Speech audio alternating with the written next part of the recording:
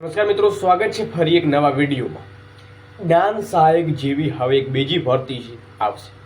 મિત્રો, માધ્યમિક ઉચ્ચતર માધ્યમિક શાળાઓમાં નિર્ણય છે લાગુ પડશે। સરકારી અને ગ્રાન્ટેડમાં બંને શાળાઓમાં આ ભરતી જોવા મળવાની છે।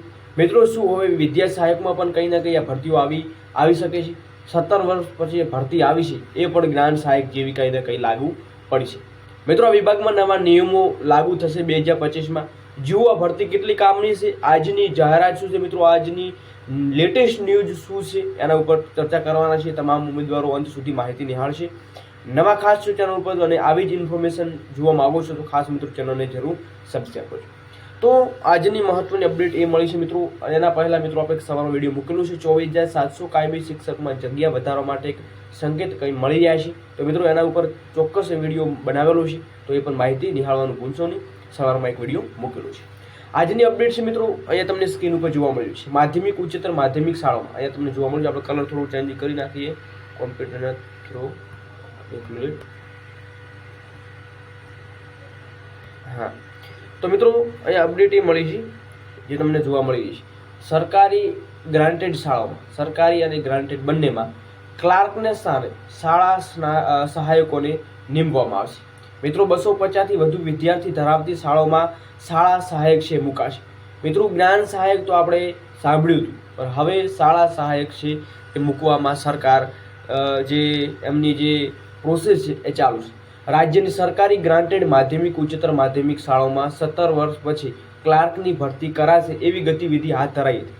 મિત્રો, શાળાઓમાં ક્લાર્કની ભરતી આવશે તેવી રાહ જોઈને બેઠેલા બેરોજગાર ઉમેદવારો માટે નિરાશા સાંપડે તેવી માહિતી બહાર આવી છે। હવે શાળાઓમાં કાયમી ક્લાર્ક ભરતી કરવાને બદલે ક્લાર્કની જગ્યાઓ શાળા સહાયક નીમવાની સરકારે નક્કી કર્યું છે। આ શાળા સહાયકોએ 250 તેથાથી વધુ વિદ્યાર્થીઓ ધરાવતી શાળાઓમાં મૂકવામાં આવશે। ગ્રાન્ટેડ માધ્યમિક અને શાળાઓમાં લાંબા સમયથી ક્લાર્કની ભરતી કરવામાં ન આવતા અવારનવાર ભરતી કરવાની રજૂઆત મુખ્યમંત્રી કક્ષા સુધી થઈ હતી।